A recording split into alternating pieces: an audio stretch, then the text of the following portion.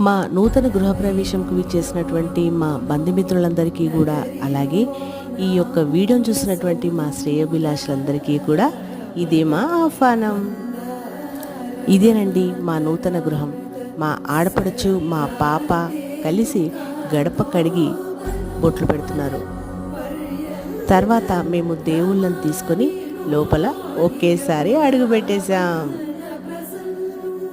పూజా గదిలో దేవుళ్ళనన్నింటినీ కూడా ఫొటోస్ని అలంకరించి దీపం వెలిగించాం.